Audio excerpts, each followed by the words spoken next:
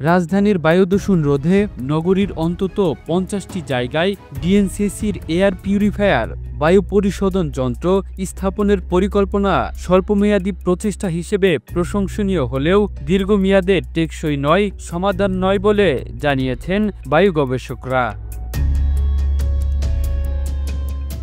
বায়ুদূষণ সমস্যার স্থায়ী সমাধানে মূল কারণগুলোর বিরুদ্ধে সমন্বিত ও কার্যকর পদক্ষেপ গ্রহণ করার পরামর্শ তাদের। গত সোমবার গুলশানে ঢাকা উত্তর সিটির নগর ভবনে এক পলিসি ডায়ালগে এসব যন্ত্র বসানোর পরিকল্পনার কথা জানান ঢাকা উত্তর সিটি কর্পোরেশনের ডিএনসিসি প্রশাসক মোহাম্মদ এজাজ। প্রতিটি যন্ত্র ১০০ গাছের সমপরিমাণ বায়ু পরিশোধন ও শীতলীকরণে সক্ষম বলে দাবি করা হয়েছে। ডিএনসিসি প্রশাসক আরও জানান, এ উদ্যোগের জন্য পৃষ্ঠপোষক বা স্পন্সর পাওয়া গেছে এবং চলতি মাসেই সংশ্লিষ্ট প্রতিষ্ঠানগুলোর সঙ্গে চুক্তি সইয়ের পরিকল্পনা রয়েছে। এতে সিটি কর্পোরেশনের কোনো অর্থ খরচ হবে না। এদিকে বিশেষজ্ঞদের সঙ্গে একমত প্রকাশ করেছেন মোহাম্মদ এজাজ। প্রথম আলোকে তিনি বলেন, আমরা একটি পাইলট প্রকল্প করে দেখতে চাই, ফলাফল কি আসে এ নিয়ে পরবর্তী সময়ে আমরা বিশেষজ্ঞদের সঙ্গে বসব। যদি ইতিবাচক না হয় আমরা ভিন্ন উদ্ভাবনের দিকে যাব।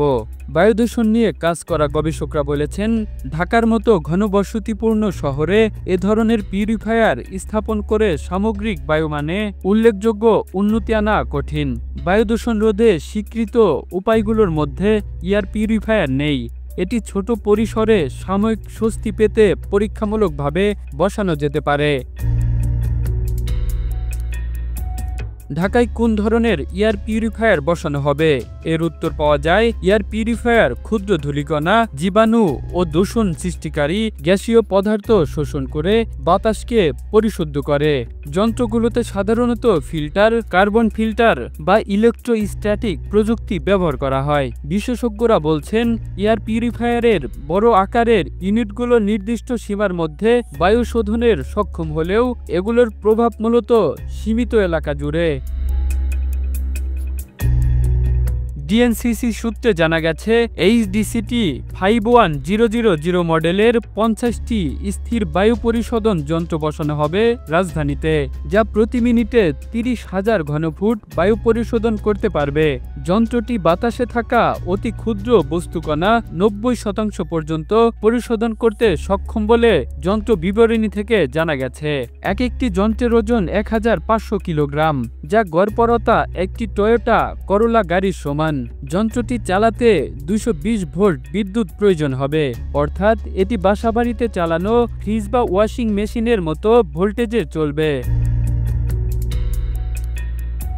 যন্ত্রটির বিবরণীতে বলা হয়েছে, এটি উচ্চ জনসমাগম এলাকাগুলোর জন্য বিশেষভাবে উপযোগী।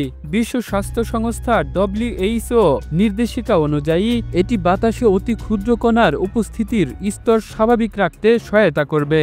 যন্ত্রটি যানবাহন ও শিল্প খাতের ধোঁয়া সহ সিগারেটের মতো ক্ষতিকর ধোঁয়া বাতাস থেকে টেনে নিতে সক্ষম।